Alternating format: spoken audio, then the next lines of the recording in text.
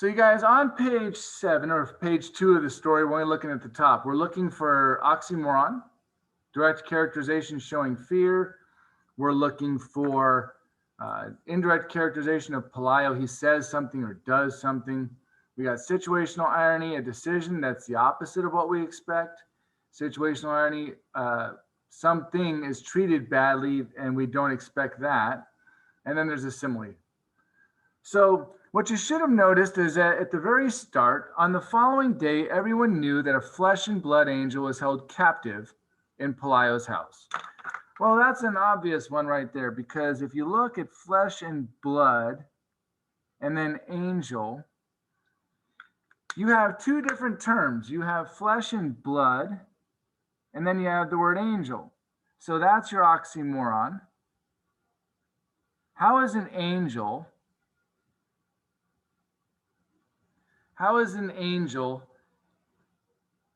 both flesh and blood and yet an angel from heaven? That cannot happen. Doesn't make any sense, right? And so that takes care of oxymoron. Boom. We're looking for a direct characterization of where character is shown as afraid.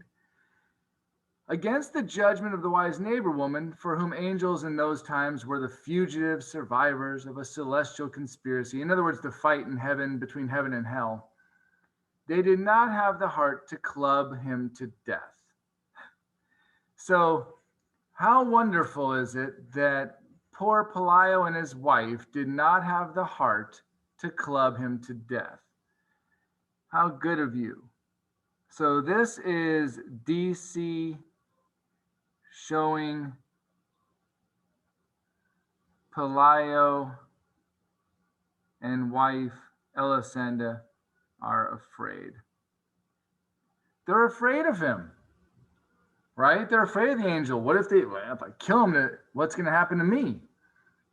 So then that takes care of that. Now we're looking for Pelayo to say something or do something that tells us about him. Pelayo watched over him all afternoon from the kitchen, armed with his bailiff's club. And before going to bed, he dragged him out of the mud and locked him up with the hens in the wire chicken coop. So I don't know about you, but the day I lock an angel up in the chicken coop,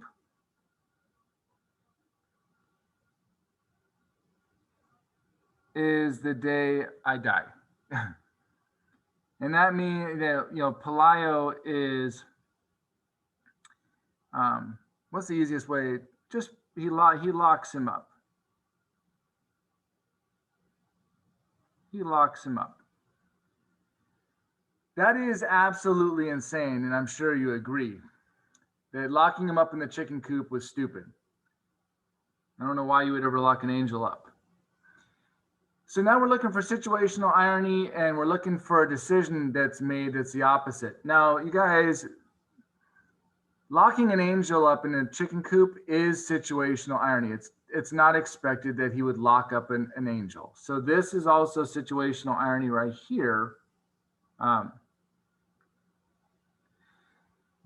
But it's not the one we were looking for. If you marked this as situational irony, if you put situational irony here as well, then that's great. Perfect. It is. But we're looking for another one that's later. So in the middle of the night when the rain stopped, Pelayo and Elisenda were killing crabs. A short time afterwards, the child woke up without a fever and a desire to eat. They felt great, magnanimous, and decided to put the angel on a raft. With fresh water and provisions for 3 days.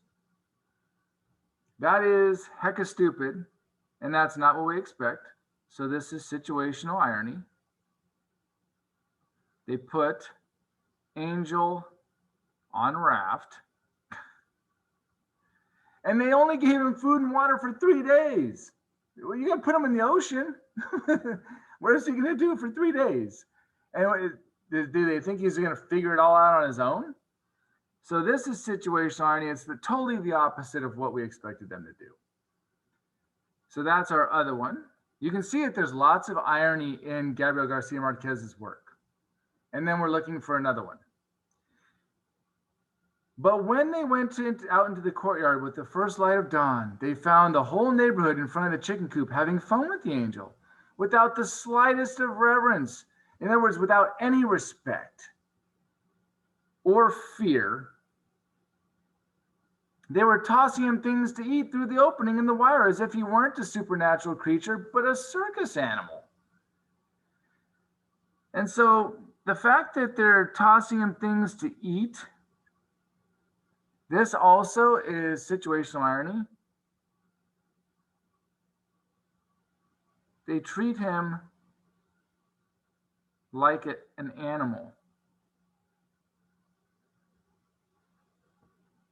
right? And then if you're looking for your simile,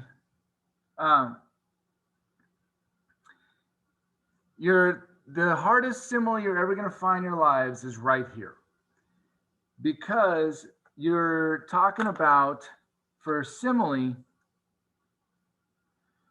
we're talking about the angel right there. And then we're looking at the as if he, because there's the angel, weren't a supernatural creature, but a circus animal. So they're comparing him to a circus animal and using the word as if. So him as if a circus animal. So that's your simile. Is angel. And then I'm going to use to a circus animal. That's the hardest one you're ever going to have. Okay, so hopefully that is clear. That knocks off everything we were looking for.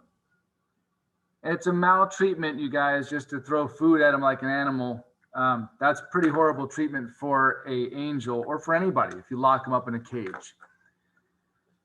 Just wait till you see what they do to him in the future. This gets worse and worse for this family and the angel. Okay, so you guys, at that point,